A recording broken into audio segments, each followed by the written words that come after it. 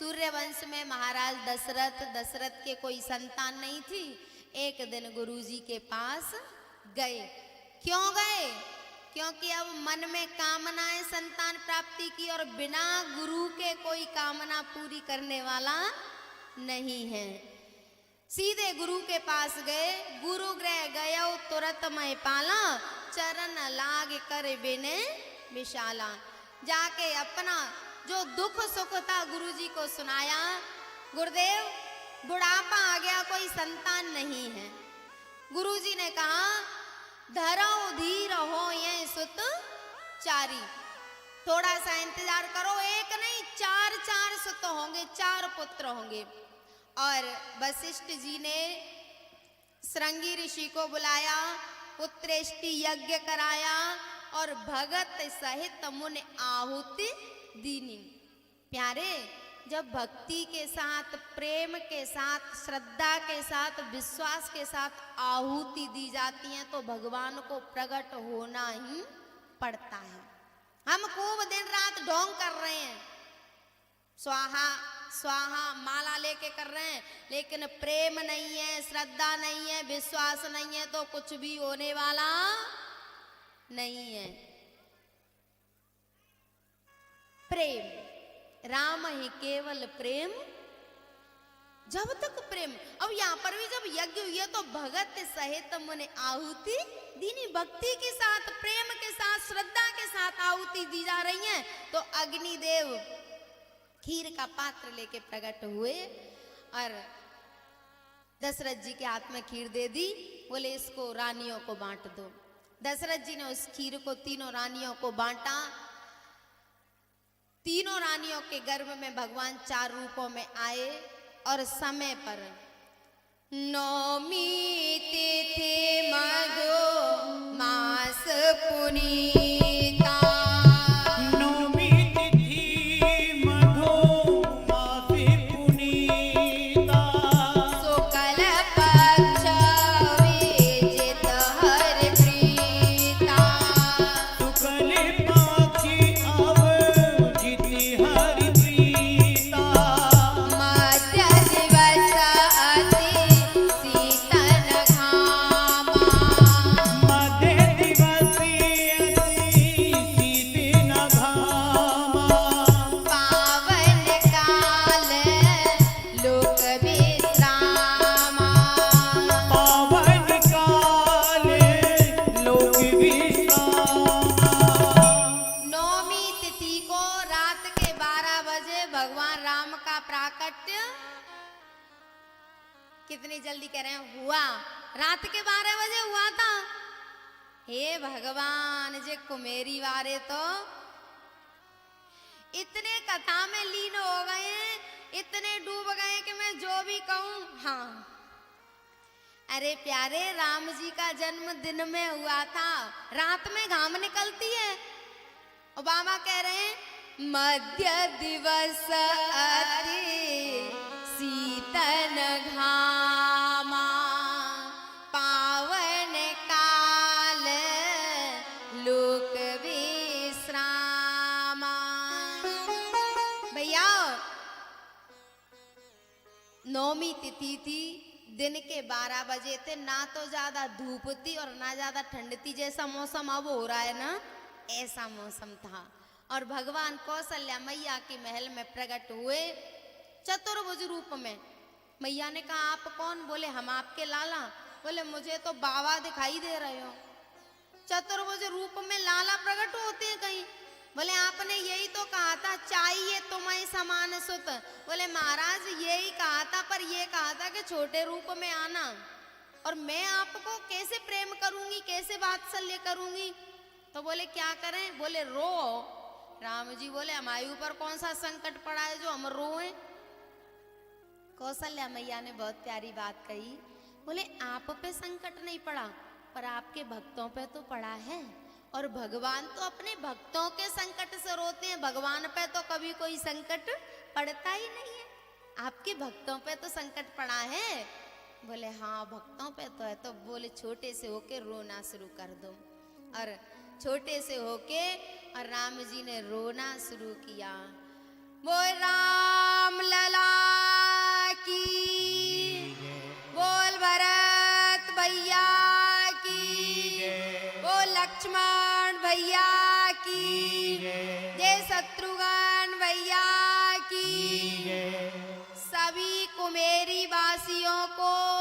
राम जन्म की बधाई हो। बधाई में तो जोश है। आज बूंदी बटी है, बूंदी का कमाल है। एक बार और बोलेंगे जोर से, जो कुमेरी में बैठे हैं ना, कथा सुनने नहीं आए, उन तक आवाज पहुंच जाए, ठीक है। मैं कहूंगी राम जन्म की, रुको रुको अभी नहीं, रुको भाई।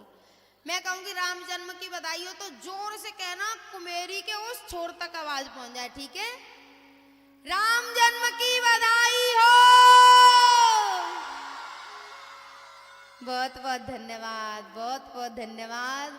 भगवान करे कि जैसे राम जी इस पांडाल में प्रकट हुए हैं, वैसे आप सबके हृदय में प्रकट हो जाएं और आप सब भगवान की भक्ति करें। अब राम जन्म की बधाइयों में नाचेंगे। पहले भय प्रगट कृपाला बोलेंगे, फिर बधाई गाएंगे, है ना। भय प्रगट कृपाला दीन दयाला कौशल्या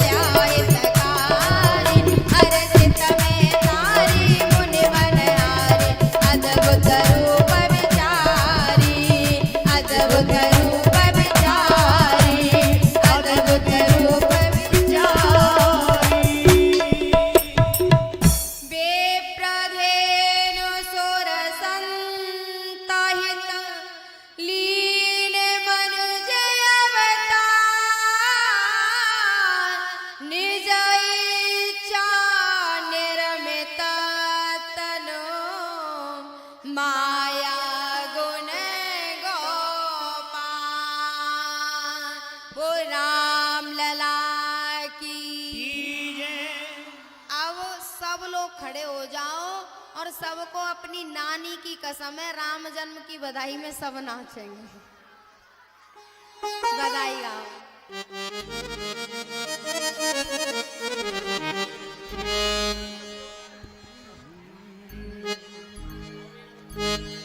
हो राजा दशरथ जू के द्वार, हो राजा दशरथ जू के द्वार, नौबती बाजी रही। राजा दशरथ जू के द्वार, नौबती बाजी रही।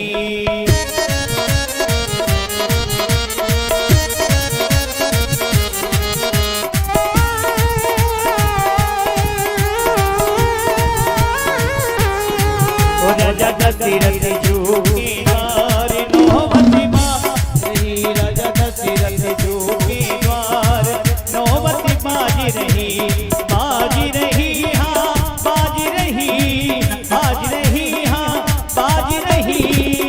राजा दशरथ जू के द्वार नौबत बाजी रही। हरि बोल।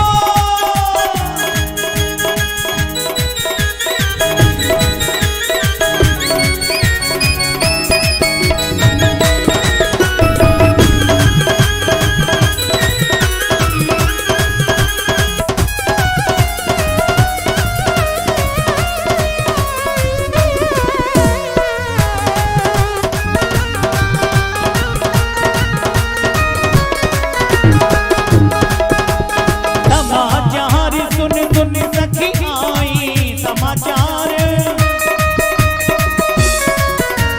समाचार सुन सुन सखी आई, सुन सखी आई, सुन सखी आई।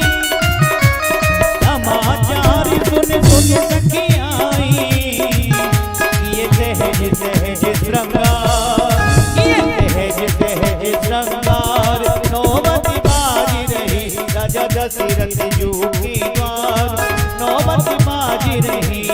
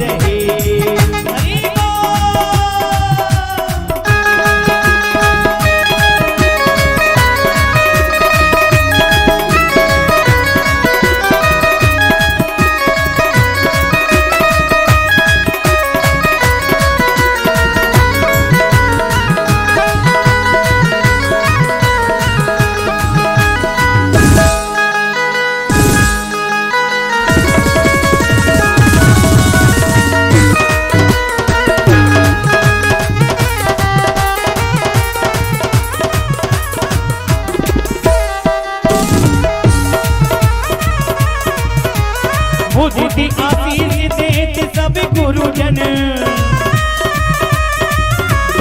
मुझे आशीष देते सब गुरुजन, देते सब गुरुजन, मुझे आशीष दे